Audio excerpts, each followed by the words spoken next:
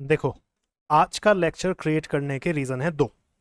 पहला रीज़न ये कि मैं ये बताना चाहता हूँ कि मैंने क्या स्ट्रेटजीज यूज़ की हैं पिछले कुछ सालों में, जिससे मैं इंग्लिश के सेक्शन में 95 प्लस का स्कोर कर पा रहा हूँ। आउट ऑफ 100 क्वेश्चंस 95 मेरे क्वेश्चंस सही जा रहे हैं। ठीक है। और दूसरा, तुम कैसे पूरे 200 क्वेश्चंस में से क्या स्ट्रेटजी और क्या चीज़ अपनाओगे, क्या तुम्हारी टाइम मैनेजमेंट होनी चाहिए कि तुम स्कोर अच्छा कर सको, 150 160 या 170 प्लस स्कोर पे जा सको। क्या स्ट्रेटजी मेरे अकॉर्डिंग होनी चाहिए? देखो, मैं इंग्लिश पढ़ाता हूँ और शॉर्ट हैंड पढ़ाता हूँ, तो मैं इंग्लिश और शॉर्ट हैंड के बारे में ही ज़्यादा जोर रखूंगा, इंग्लिश के बारे में ही ज़्यादा बताऊंगा, रीजनिंग और जीएस के बारे में मैं कम बताऊंगा। केवल टाइम मैनेजमेंट कैसे उनकी की जा सकती है ये बता सकता हूँ। ठीक है। चलो अब ध्यान से देखना और इस लेक्चर को सुनने के लिए ध्यान दो। सबसे पहले तो सिट बैक एंड रिलैक्स, और उसके बाद समझना, बस ईयरफोन लगाओ और 10 से 15 मिनट के लिए बिल्कुल रिलैक्स माइंड होकर के देखो, पहले समझो चीज़ें कैसे काम करती हैं पेपर में। पहली बात तो ये, इसका स्केड्यूल डिस्कस करते हैं हम। देखो, आपको पता है आपके पास रिटन के लिए 2 आवर्स है। ठीक है। और 2 आवर्स में आपको इंग्लिश भी अटेम्प्ट करनी है और रीजनिंग भी अटेम्प्ट करनी है और इसके अलावा जीएस भी अटेम्प्ट करनी है। ठीक है। अगर मैं बात करूं इनके मार्क्स की, तो मार्क्स इनके कितने होते हैं? क्वेश्चंस 100 हैं एंड मार्क्स भी 100 हैं। ये क्वेश्चंस हो गए, ये मार्क्स हो गए। रीजनिंग के क्वेश्चंस 50 हैं, मार्क्स भी 50 हैं। जीएस के क्वेश्चन 50 हैं, मार्क्स भी 50 हैं। ठीक। अब देखो मेरी स्ट्रेटजी पेपर में क्या रहती है, पहले वो डिस्कस करता हूं तुम्हें, कि मैं आराम से 80% प्लस का स्कोर कर जाता हूं और अकेले इंग्लिश में मैं 90 प्लस का स्कोर कर जाता हूं। देखो ध्यान से, जो मेरा इंग्लिश सेक्शन है, सबसे पहले तो इसे ऐसे बांट लो कि तुम्हें इसे टाइम कितना देना है। अकॉर्डिंग टू मी, मैं इंग्लिश को 1 आवर के टाइम में बांधता हूँ और इसको 30 मिनट्स में और इसको 30 मिनट्स में। बट ये एक ओवरऑल एवरेज स्ट्रक्चर है, जबकि ये बताया जाता है कि हाँ ऐसा होना चाहिए। अब जो मेरा टाइम लगता है वो चीज़ समझो, मैं तुम्हें बताता हूँ। जो मैं जनरली टाइम लेता हूँ इंग्लिश के क्वेश्चंस को सोल्व करने में, वो 45 मिनट्स टू 50 मिनट्स लेता हूँ। दैट मीन्स 1 घंटा मैं पूरा नहीं लगाता हूँ। पहली बात, 100 क्वेश्चंस पूरे अटेम्प्ट कर लिए जाते हैं बड़े आराम से और पूरे कॉन्फिडेंस के साथ। ऐसा नहीं है कि भाई मैंने क्वेश्चंस तो अटेम्प्ट कर लिए लेकिन मुझे ये नहीं पता यार होगा सिलेक्शन नहीं होगा, नहीं, कंफर्म होता है कि 90 प्लस ही रहेगा, है ना। ये चीज़ कैसे करना है 45 टू 50 मिनट्स में। रीजनिंग, रीजनिंग को आप 30 मिनट्स देने के बजाय आप इसे 40 मिनट्स दे लो, जो इंग्लिश से आपका टाइम बच जाता है। ठीक है। मेरा जो स्ट्रैटेजी रहती है एग्जाम में वो बता देता हूँ। ठीक है। और जो जीएस है इसे आप 15 मिनट्स दो और इसके बाद आपके 15 मिनट्स जो है वो बच जाएंगे। अब ये 15 मिनट्स जो आपके बचेंगे ये कहाँ पर काम आने वाले हैं? ये वहाँ पर काम आने वाले हैं जो क्वेश्चंस छूट गए हैं या आपके जहाँ डाउट आ गए हैं, वो डाउट्स आपको अपने कवर करने हैं। वो क्वेश्चंस को जिन पे हल्का सा डाउट लग रहा है उनको अलग मार्किंग करके, आपको पता ही है अलग मार्किंग की जाती है, अलग कलर बन जाता है जब हम मार्क एज रीड या इस तरह से कुछ हम करते हैं एग्जाम में, तो हमारा अलग मार्क बन जाता है। तो उस कलर को पहचान करके हम उस क्वेश्चन पर दोबारा जा सकते हैं। तो इन 15 मिनट्स में हम क्वेश्चंस को एनालाइज कर सकते हैं कि मैंने जो आंसर लगाया वो ठीक भी लगाया या नहीं। ठीक है। मेरी स्ट्रेटजी एग्जाम में टाइम मैनेजमेंट की ये है। एक चीज़ मैं तुम्हें बता देता हूँ, इंग्लिश के बारे में तो हम डिटेल में बात करेंगे ही, रिटन में कैसे इंग्लिश करनी है। मैं जीएस के बारे में तुम्हें थोड़ा सा ये बता देता हूँ, रीजनिंग के बारे में और जीएस के बारे में, कि रीजनिंग को बहुत से बच्चे हल्के में लेते हैं। वो क्या सोचते हैं कि यार रीजनिंग तो हल्का ही सब्जेक्ट है तो रीजनिंग तो हो ही जाएगी, इसी कॉन्फिडेंस में वो जो है 30 टू 35 मार्क्स पे रह जाते हैं। मोस्टली बच्चों के साथ यही कहानी है। क्या करते हैं, रीजनिंग पे ध्यान नहीं देंगे और रीजनिंग पे ध्यान ना देने की वजह से इसमें मार्क्स रह जाते हैं 30 या 35। जबकि रीजनिंग ऐसा सब्जेक्ट है ही नहीं जिसमें 48 या 49 मार्क्स से कम हो जाएं। अब सोचो 35 मार्क्स में या 30 मार्क्स में और 48 मार्क्स में 13 मार्क्स का अंतर होता है और 13 मार्क्स मायने रखते हैं। समझ में आई बात? इस चीज़ का खास ध्यान रखना है। तो रीजनिंग को बिल्कुल भी हल्के में नहीं ले लेना। और रीजनिंग को तैयार कैसे करोगे ये बात भी समझो जरा, इसके बारे में तुम्हें ध्यान देना है ना। अब इसके लिए क्या करना है, देखो मेन चीज़ तो यही होती है कि तुम जो है, देखो बेसिक तो करना ही है, ठीक है, आप किसी भी टीचर के अंडर ये काम करें। आपको डेली 30 मिनट्स के अराउंड तो मिनिमम रीजनिंग को देना ही है। भले ही आप इंग्लिश पढ़ रहे हैं, भले ही आप शॉर्ट हैंड पढ़ रहे हैं, भले ही आप जीएस पढ़ रहे हैं, कुछ भी पढ़ रहे हैं, लेकिन रीजनिंग को डेली मिनिमम 30 मिनट्स देना ही है, जिसमें आप 15 मिनट्स के अराउंड प्रैक्टिस की तरीका बता रहा हूँ, जिसमें आप नॉर्मल 15 मिनट्स के अराउंड बेसिक पढ़ लो, 2-4 ट्रिक्स सीख लो और उसके बाद आपको 15 टू 20 मिनट्स के अराउंड कोई सेट करना है। इस सेट को लगाओ। जब तक सेट नहीं लगाओगे ना तब तक तुम्हें टाइम का पता नहीं लगेगा कि तुम्हारा टाइम कितना लग रहा है। बहुत से बच्चे सोचते हैं कि सर हम रीजनिंग तो 30 मिनट्स में आराम से कर ही देंगे। एक तो उनका स्कोर कम रहता है, दूसरी बात वो 30 मिनट्स में नहीं करते, वो 40 और 45 मिनट्स ले जाते हैं। नतीजा क्या होता है, दूसरे सब्जेक्ट के लिए टाइम कम पड़ जाता है। और कुछ बच्चे तो इंग्लिश से पहले या जीएस से पहले रीजनिंग को ही अटेम्प्ट करते हैं ये सोच करके कि हमारा तो सबसे अच्छा है रीजनिंग, और फिर वो इसमें टाइम ज़्यादा लग जाता है तो फिर दूसरे सब्जेक्ट में टाइम नहीं दे पाते। तो टाइम मैनेजमेंट सबसे बड़ी चीज़ होगी। रही बात जीएस की, जीएस के लिए तुम्हें क्या क्या अप्लाई करना है जीएस के लिए समझो। प्रैक्टिस सेट ही मेन चीज़ है। मैं हमेशा आपको टारगेट बताता हूँ, चाहे तो आप कंप्लीट सेट लगा लो जिसमें इंग्लिश, रीजनिंग, जीएस सब कुछ हो, तीनों सब्जेक्ट हो, और चाहे आप कंप्लीट सेट ना लगा करके इंग्लिश, रीजनिंग और जीएस के अलग अलग सेट लगाओ। लेकिन पर सब्जेक्ट चाहे आप कंप्लीट मिला करके करो या कुछ भी करो, 100+ सेट्स तो आपको ऐसे करने हैं कि किसी भी क्वेश्चन पे उंगली रख दी और आपने तुरंत उसका आंसर दे दिया, न केवल आंसर दिया बल्कि उसे एक्सप्लेन भी किया। समझ में आई बात? तो आपके 100+ सेट्स ऐसे होने चाहिए। और बेसिक स्किल्स तो देखो, जब सेट में बैठते हैं हम, अगर मान लो मैं ही तुम्हें एडवांस बैच पढ़ा रहा हूँ और तुम्हें एडवांस बैच पढ़ाते टाइम, वो कैब का बैच पढ़ाते टाइम, प्रैक्टिस सेट का बैच पढ़ाते टाइम तुम मुझसे ये पूछने लगो सर दैट कहाँ लगेगा, विच कहाँ लगेगा, हु कहाँ लगेगा, हुम कहाँ लगेगा, तो फिर ये अच्छी बात थोड़ी होगी। इसके लिए तुम्हें बेसिक पहले से फिनिश कर लेना है अपना। बेसिक देखो, बेसिक करने के लिए हर टीचर के अपने अपने कोर्सेज हैं, मेरा कोर्स भी है, मेरी अपनी ऐप पर है, सब कोर्सेज अवेलेबल होते हैं। तुम जिस टीचर के अंडर में पढ़ रहे हो उनका भी कोई ना कोर्स डैम श्योर ज़रूर होगा, है ना? तो उस कोर्स को कंप्लीट करो अच्छे से, मन से, और खासकर रिवीजन पे ध्यान दो। जब हम प्रैक्टिस सेट करते हैं ना तो हमारा रिवीजन ही होता है। जितना बढ़िया, जितना ज़्यादा रिवीजन, उतने ज़्यादा मार्क्स उतने ही कम समय में आते हैं। मैं तुम्हें बता रहा हूँ ना, मैं जब एग्जाम में बैठता हूँ तो मैं 45 मिनट से ज़्यादा समय नहीं लेता हूँ, ठीक है? तो तुम्हें भी ऐसे ही करना है, 45 या 50 मिनट्स में अपना सेट फिनिश कर लेना है।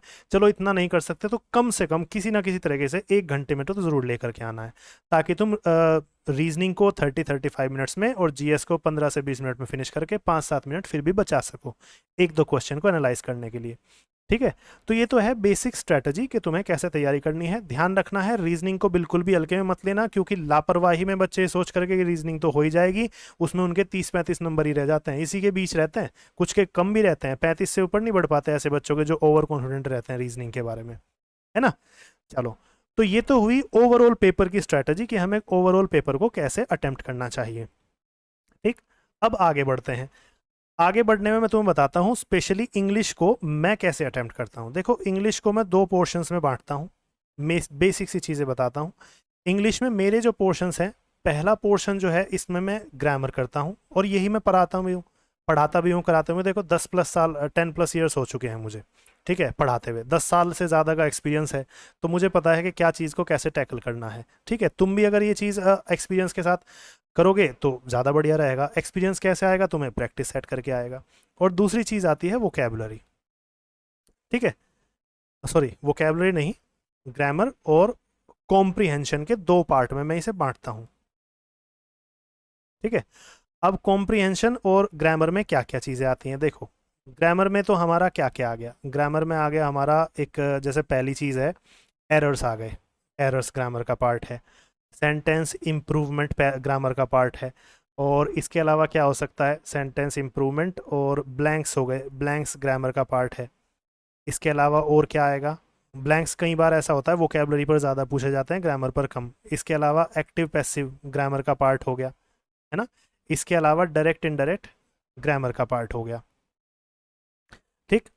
इसके अलावा क्या रह जाता है, इसके अलावा ग्रामर के अलावा ब्लैंक में भी वोकैबुलरी आ जाती है कई बार आइडियम जो है ग्रामर वोकैब का पार्ट आ गया, ठीक है?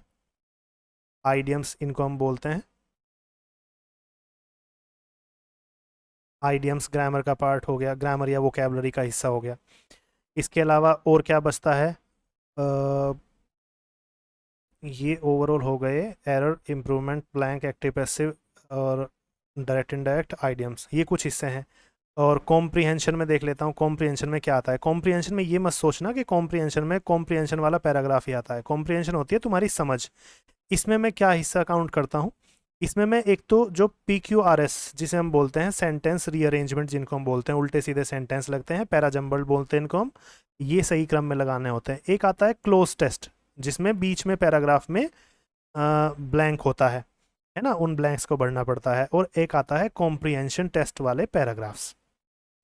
ठीक है, अब मैंने ये पोर्शन अलग अलग क्यों काटे, देखो इसमें ग्रामर वोकैब दोनों है और इसमें केवल कॉम्प्रिहेंशन और समझ वाला हिस्सा है, समझने वाला हिस्सा है। मैंने ये दो पार्ट में क्यों रखे हैं, कारण है सिंपल, क्योंकि जो पहला हिस्सा है ये मैं 15 मिनट में फिनिश कर लेता हूँ। ठीक है, ये वाला जो पार्ट है, चाहे इसमें क्वेश्चन 50+ हो 60+ हो, 50+ के अराउंड मान लो, ये हिस्सा पहले वाला मैं जो है 15 मिनट में फिनिश कर लेता हूँ पूरे पेपर का। रही बात PQRS वाले सेंटेंस की, पैसेजेस की, क्लोज टेस्ट की और कॉम्प्रिहेंशन टेस्ट की, ये जो हिस्सा है आपका कॉम्प्रिहेंशन वाला, इसको फिनिश करने के लिए मैं 30 मिनट्स लेता हूँ। तो मैंने इनको दो पार्ट्स में बांट रखा है, पेपर में मैं जैसे अटेम्प्ट करता हूँ इस तरीके से। तो इस बेस पर चूंकि देखो मेरी प्रैक्टिस बहुत ज़्यादा है, इसलिए मैं सेकंड्स में आंसर पकड़ लेता हूँ, और मेरे जो मार्क्स हैं हमेशा 96 आउट ऑफ 100, 95 आउट ऑफ 100 रहते ही हैं। रिसेंट एग्जाम में मेरे 96 इंग्लिश के सेक्शन में बने हैं। ठीक है, ऐसे बहुत से स्टूडेंट्स भी हैं मेरे जो ऑफलाइन मेरे पास पढ़ते हैं, उनका स्कोर 80 to 85 बड़े आराम से हो पा रहा है। इन स्टूडेंट्स का इंटरव्यू मैं तुम्हें जल्दी दूंगा, ये बच्चे जो हैं इनसे कांटेक्ट करके इनको बुला करके इनका इंटरव्यू तुम्हें जल्दी दिखाऊंगा कि कैसे ये स्कोर कर पाए हैं। देखो बेसिक स्ट्रैटेजी मैंने जो यूज़ की है, कुछ नहीं किया मैंने, ये जो सारे हिस्से हैं ना अलग अलग, इनमें से ग्रामर और वोकैब का जो कम समय लेता है पार्ट, चाहे वो वोकैब का हो चाहे ग्रामर का हो, उसे एक तरफ पहले सोल्व कर लेता हूँ, और जो कॉम्प्रिहेंशन का है उसको बाद में सोल्व कर लेता हूँ, है ना, ताकि हमारा जो है कोई सर पे प्रेशर ना रहे। इसीलिए हम बीच में पैराग्राफ वगैरह अटेम्प्ट नहीं करते, मैं बाद में इसीलिए करता हूँ इनको। ठीक, और देखो इसके सेक्शन में और क्या क्या होता है, ये चीज़ें मैंने बता दी, एरर, इंप्रूवमेंट, ब्लैंक्स वगैरह, ये क्वेश्चन इनके मार्क्स वगैरह हैं। Active, passive, direct, indirect, antonym, synonym, ये भी 15 मिनट वाला हिस्से में आता है मेरा, जो मैं 15 मिनट में कवर करता हूँ, ये भी उसी में आता है। ठीक है, कॉम्प्रीहेंशन जो है ना, जो मैं जिसमें मैं आधा घंटा लेता हूँ, उसमें दो तीन चीज़ें लेता हूँ बस, एक तो क्लोज टेस्ट, एक कॉम्प्रीहेंशन टेस्ट बड़ा पैराग्राफ, और एक आपका पैरा जंबल्स जिन्हें हम PQRS वगैरह कहते हैं, है ना। ये चीज़ें हम इस तरीके से लेते हैं। 100 मार्क्स की आपकी इंग्लिश आती है, ये क्वेश्चंस और मार्क्स मैंने बता रखे हैं। तो मेरी स्ट्रैटेजी सिंपल है, 10 साल के एक्सपीरियंस के साथ मुझे पढ़ते और पढ़ाते हो चुका है, 2 कोर्सेज मेरे भी हैं, वही मैं पढ़ता हूँ वही मैं पढ़ाता हूँ, और इस पढ़ने और पढ़ाने के बेस पर ही जैसे मेरे 90+ स्कोर आता है, मैं चाहता हूँ कि तुम्हारा भी 85+ स्कोर आए या 90+ स्कोर आए। ठीक है, एक चीज़ ध्यान रखना, किसी भी चीज़ की प्रिपरेशन में तुम्हें एक चीज़ का ध्यान रखना है कि तुम्हारे पास टाइम बहुत ज़्यादा होना चाहिए। अगर तुम्हारे पास टाइम अच्छा है तो फिर कोई प्रॉब्लम कभी नहीं होने वाली है। अगर तुम कोशिश करोगे कि 1-2 महीने में ही हम सब कुछ करके गिर दें, सब कुछ कर लें, ऐसा कुछ नहीं होता है, समय लेता है, बड़ी चीज़ें बड़ा समय मांगेंगी। और इसमें सेफ स्कोर होगा क्या, देखो 200 नंबर का पेपर है, इसमें सेफ स्कोर क्या होता है, मैं हमेशा बच्चों को कहता हूँ कि भाई देखो कुछ भी करो लेकिन ओवरऑल स्कोर तुम्हारा 80% प्लस आ जाना चाहिए। अब इमेजिन करो तुम्हारा 200 का 80% क्या बैठेगा, 160 बैठेगा। अब सोचो इंग्लिश में तुम 90 ले आए, रीजनिंग में तुम 45 ले आए। ध्यान रखना, रीजनिंग में अगर 45 से कम स्कोर आता है तो तुम्हारी रीजनिंग अच्छी नहीं है, क्योंकि रीजनिंग तो ईजिएस्ट सब्जेक्ट्स में से है ना, कम से कम समय सीखने में लेता है, ज़्यादा स्कोर देता है। लेकिन लापरवाही में कि हाँ सब बच्चों को ये लगता है कि ये तो हल्का ही सब्जेक्ट है, इसी लापरवाही में उनके नंबर कम रह जाते हैं। तो रीजनिंग को हल्के में बिल्कुल नहीं लेना। भले ही मैं इंग्लिश का टीचर हूँ, लेकिन तुम्हें रीजनिंग के बारे में पहले से ही गाइड कर रहा हूँ, रीजनिंग को बहुत ध्यान से पढ़ना। ठीक है, चाहे किसी टीचर से पढ़ो चाहे घर पे पढ़ो, लेकिन इसके प्रैक्टिस सेट जरूर लगाओ। और रही बात जीएस की, जीएस में आप 25 to 35 मार्क्स भी ले आओगे आप आराम से, तो कितना स्कोर बैठेगा, देखो 90 और ये देख लो 70, 160+ का स्कोर बैठ गया। ये सेफ स्कोर होता है। अगर आप 160+ का स्कोर करते हैं आउट ऑफ 200, तो मुझे नहीं लगता कि आपको कोई बाहर कर सकता है, चाहे C ग्रेड हो चाहे D ग्रेड हो। अभी वैकेंसी 1200 अनाउंस हुई हैं, तो जब तक ये सिलेक्शन फाइनल होगा ना, जब तक तुम्हारे पास फाइनल रिजल्ट आएगा, तब तक ये वैकेंसी 2500 से 3000 हो चुकी होंगी, है ना। इतना थोड़ा सा बढ़ जाता है क्योंकि डिपार्टमेंट की वैकेंसी अपडेट की जाती रहती है SSC को, है ना। तो ये आपका बेसिक स्ट्रैटेजी है। इसी तरीके से तो मैंने स्कोर किया है और इसी तरीके से आप स्कोर करेंगे। मैं कैसे पढ़ता हूँ फिर से बता देता हूँ। मैंने क्या किया है, मैं ग्रामर का कोर्स अलग पढ़ता हूँ, ग्रामर वाला पोर्शन अलग पढ़ता हूँ, ठीक है, और वोकैबुलरी प्लस सेट्स ये मैं एडवांस बैच में पढ़ता हूँ और यही मैं पढ़ाता हूँ। यही मेरे दोनों बैच हैं जो तुम्हें मेरी ऐप पर मिलेंगे, ठीक है। तो मेरा स्कोर इतना है। देखो आगे भी मैं एग्ज़ाम में बैठता रहूँगा और तुम्हें बताता रहूँगा, क्योंकि मैं ट्रेंड में रहने के लिए एग्ज़ाम में स्कोर क्या होता है, एग्ज़ाम में क्वेश्चन किस तरीके का पूछा जा रहा है, कैसा बदलाव होता है, वो सारी चीज़ें मैं आराम से जो है बताता रहता हूँ तुम्हें, और खुद भी पता करता रहता हूँ, क्योंकि अभी तो मेरी काफ़ी एज है एसएससी एग्ज़ाम्स के लिए। इसीलिए देखो, इनकम के सोर्सेज मेरे पास काफ़ी हैं, तो ज़रूरी नहीं कि मुझे तुम्हारे पास ही इनकम आए तभी मेरा काम चलेगा, ऐसा कुछ नहीं है। ठीक है, मेरे अपने बिजनेसेस अलग भी हैं, बट तुम्हें एक जेन्युइन सलाह दी है कि अगर इस तरीके से प्रिपेयर करोगे, ग्रामर एक याद कर लो, वोकेबलरी प्लस सेट्स अलग याद कर लो। ग्रामर की वोकेबलरी मैंने डाली हुई है यूट्यूब पर के, ग्रामर कैसे तैयार करनी चाहिए, ठीक है, और वोकेबलरी की वीडियो भी डाली हुई है। और सेट्स जो हैं, जो मैंने सेट किया है इसके थ्रू, एक सेट तो मैंने यूट्यूब पर कंप्लीट डाला हुआ है, धीरे धीरे इसकी सारी वीडियोस आ रही हैं और कुछ आ भी गई हैं। ठीक है, तो इससे तुम्हें पता लग जाएगा कि कैसे पेपर में अटेम्प्ट करना है। क्या तरीका होता है कि हम, जैसे एक्टिव पैसिव वाला पोर्शन है, डायरेक्ट इनडायरेक्ट वाला पोर्शन है, ये 1 से 2 मिनट के अंदर 20 के 20 क्वेश्चन पूरे हो जाते हैं। कैसे होते हैं, क्या टिप्स एंड ट्रिक्स होती हैं, ये सारी की सारी इन क्वेश्चंस में ही मैंने सोल्व की हुई है ना, यही शेयर की हुई है। तो मेरे अकॉर्डिंग तो देखो, 100 में से 90 स्कोर करना, 95 स्कोर करना, या 100 आउट ऑफ 100 स्कोर करना, ये कोई बड़ी बात नहीं है।